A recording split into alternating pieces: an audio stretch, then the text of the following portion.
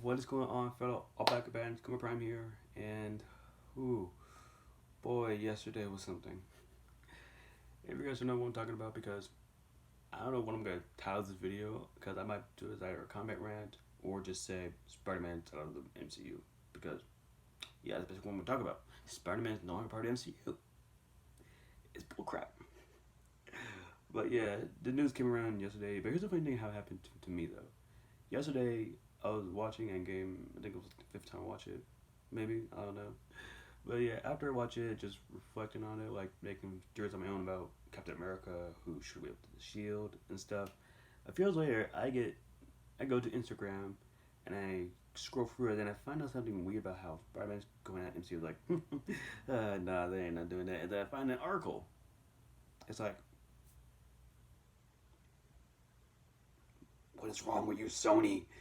But yeah, I was mad at that point, and I was just immediately blaming Sony because at that point I made a full blown comment rant about how I felt about it because of how I felt like they need to stop this. We don't need another Spider-Man reboot, and how Sony they don't need Spider-Man anymore because they've proven that they crap, which is kind of true. But the way I said it, I was just basically mean to Sony. That's all because I know that Spider Verse and Venom was pretty okay in my opinion. But so I just scrapped that video all together and just decided to just make this because after that I just realized nah I shouldn't post this. I should just want to see how other people feel, watch the videos about how they feel about it, and make up my own opinion. Because now this just blaming on who to blame this on. Do we blame it on Disney? Do we blame it on Sony? And I think it just made it simple. It's both of their faults. Okay? Because yeah, Sony because yeah, they haven't done Spider-Man right. Because Spider-Verse, yes, I love the movie to death. It's a really amazing movie, but everything else they've done just hasn't been done well. Okay? Because they even promised us a Sinister Six movie, but it never came to that because the Amazing Spider-Man 2 was just disappointing.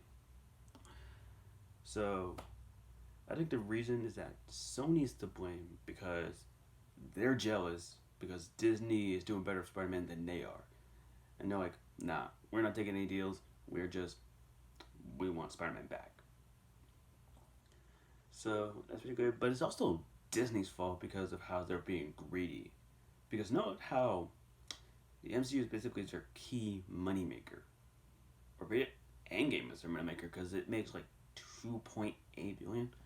Heck, it could possibly be 3 billion adding to the fact of the digital releases and all the Blu-ray DVDs that came out recently. It could be up to 3 billion at this point for all we know.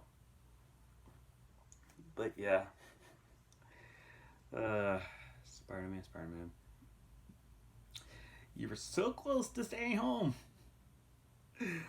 But due to the fact that both Sony and Disney cannot get anything straight with their deal, because basically, if you guys don't know what I'm talking about, basically, back in the 90s, Marvel was going bankrupt, which when I first heard about it, I thought it was ridiculous because of how the animated shows were going pretty well. But basically, they decided to give, like, X-Men, Fantastic Four, and all that to Fox, and Spider-Man to Sony so they can handle what they gotta do. And when Disney came around, or it was just Marvel Studios at that case, they had some scraps of people that they just felt were okay. Like, yeah, there were a time where people just thought Iron Man was just okay. They didn't think of him as just a great guy, like an amazing character or anything like that. Basically, thanks to RDJ, most of the MCU characters that we consider to be crap are actually really good. Heck, Guardians of the Galaxy, nobody knew about that.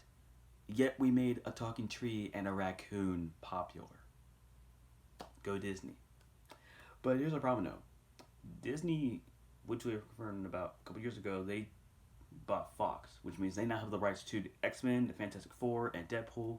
They can add them into the MCU at any time because they have confirmed that they're trying to figure out how to do that, which is kind of cool.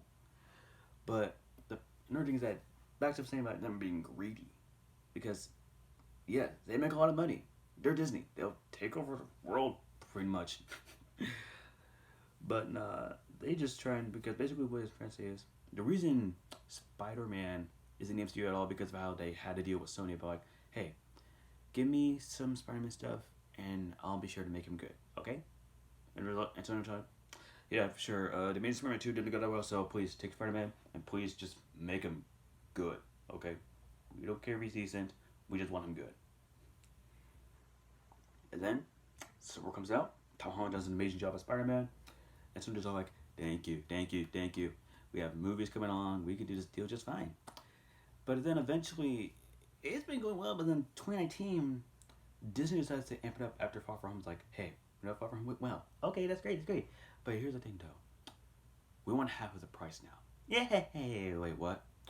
Yeah, we want half of Spider-Man price now. We want half of it. And Sony reasonably questioning them, they're like, we gave you this just because, okay? Don't expect us to be the next Fox you just take over, okay? In fact, just give me Spider-Man, okay? The deal's done, okay? I'm taking Spider-Man back. Oh, come on, Peter, let's make Uncle Ben die again. But no, that's pretty much what happened. Sony got jealous and Disney was greedy.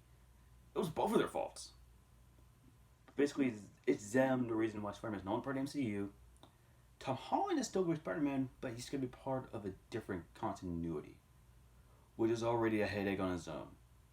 Given how Far From Home ended, also, if you haven't seen Far From Home, spoiler alert by the way, basically what happened is Mysterio reveals Spider-Man's Peter Parker with a good old J.K. Simmons as J. Jonah Jameson references, which is amazing. But basically, Spider-Man is revealed, and it's just ridiculous. Because we're just all like, what's going to happen to Spider-Man? Will he finally team up with Kraven the Hunter? Will we finally see him 6th and 3rd movie? We will never know. Because he's no longer in the MCU. And the rest of the Marvel movies, we're just got to assume the fact that Spider-Man doesn't exist at all, because apparently they can no longer use any references from Spider-Man. Which is just great. In the end, however, I still love Spider-Man. I just really don't want to see another reboot. I don't want to see Uncle Ben die again. I do not want to see another version of Green Goblin. Unless it's a good one. I just really do not want to see any more reboots for Spider-Man, because I think we had enough.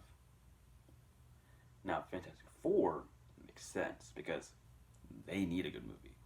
X-Men? I don't care how long it takes, because they deserve the time they need to bring X-Men into the MCU. Fantastic Four, they need a good movie. Spider-Man, they need to keep him in. Hopefully, later in the years, we'll finally get Spider-Man back in the MCU. Sony and Disney will finally just quit whining about their personal issues and work together. Or, worst case scenario, Disney just buys Sony. There, done. We get Venom too, so yay. But yeah, so to all those who were wanting a Spider-Man Deadpool crossover, we might not get that. Anywho, hope you guys enjoyed the video. As always, like, subscribe, notification bell, all the great stuff. And just go to the comments below and let me know how do you guys feel about this Spider-Man no longer be part of the MCU, because it's complicated. Anywho, I'm going to transform for my enemies. Kombat Prime, signing out. Spider-Man, Spider-Man, please don't give us a reboot.